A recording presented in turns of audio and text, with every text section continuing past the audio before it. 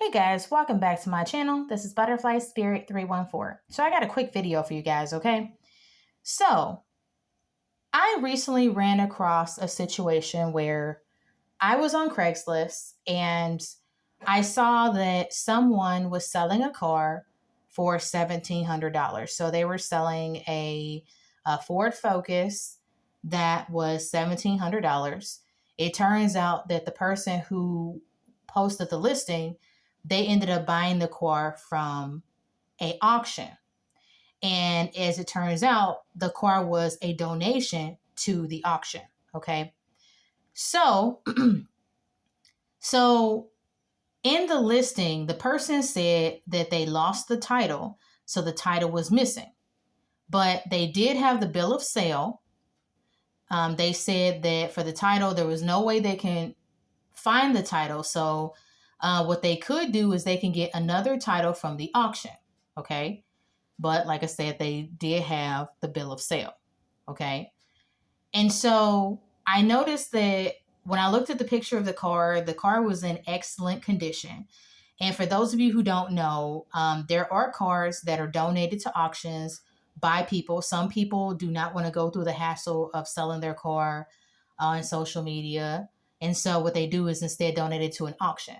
And so that way, what the people can do is they can have a tax write-off and things. So that's what people do. Okay. And, some people don't feel comfortable selling their car to people they don't know. So they just say, okay, I'll just donate it. So in a sense, it makes sense for the person who's just donating their vehicle. Okay. Donated vehicles can stand out and seem great because these are going to be vehicles that don't have any liens on them. They don't have any mechanical problems or anything like that. They are really good and pristine vehicles and stuff like that. Okay. So basically, this seemed like a win-win when I seen that this car was $1,700. Okay. I was like, oh man, I hit the jackpot. Cool. So what I did is I reached out to the person who posted the Craigslist ad that was selling the Ford Focus because the car was in excellent condition and everything like that. It looked amazing. I did notice in the pictures that they did cover the license plate, which is what you're going to find if you're looking for a car on Facebook Marketplace or Craigslist. Okay. So what happened is that I reached out to the seller, okay, that posted the car to Craigslist. And I noticed that the pictures were of the car in like a more woods kind of area or something like that or whatever. And I was like, oh, okay.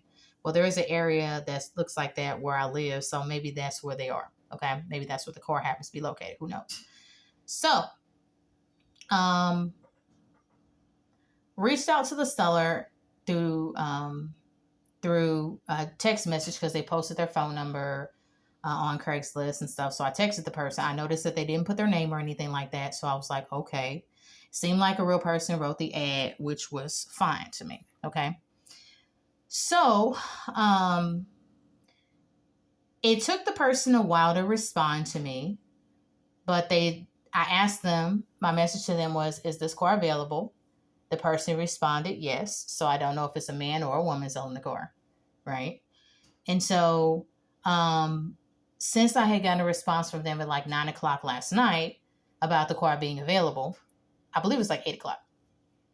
I didn't want to go and reach out to them last night and stuff, because I don't know what time the person goes to sleep.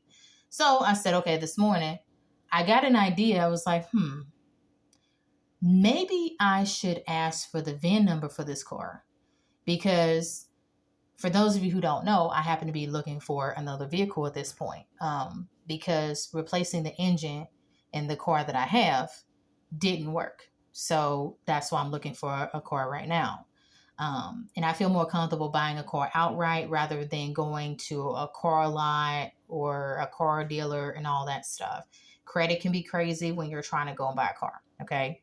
If you don't have a top flight credit score, like you're in the 800s or 700s, I would say you're probably better off saving up your money and then buying a car outright so you don't have to deal with no monthly payments and stuff like that because you're not going to want to do that. Okay. So I sent the seller a text message this morning and I said, hey, can you send me a picture of the VIN number that's inside of the car?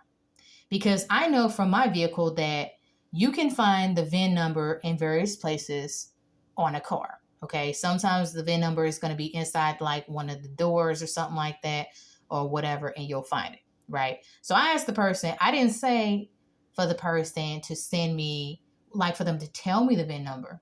No. I asked for them to send me a picture of the VIN number.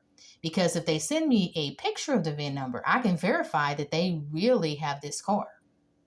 And sending a picture of the VIN number that's on the car is going to allow me, when I do research on the car, like when I go and check the VIN number, I'll be able to match that VIN number up with that particular year and model of that car. Okay. And I noticed that the entire day has gone by and the seller has not sent me a picture. So that led me to conclude that the seller did not really have that car.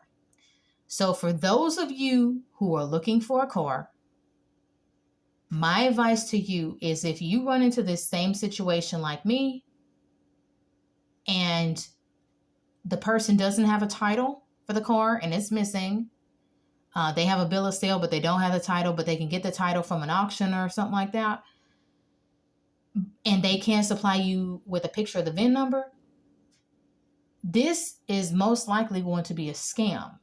And this could be something where you can agree to meet this person, but you never know.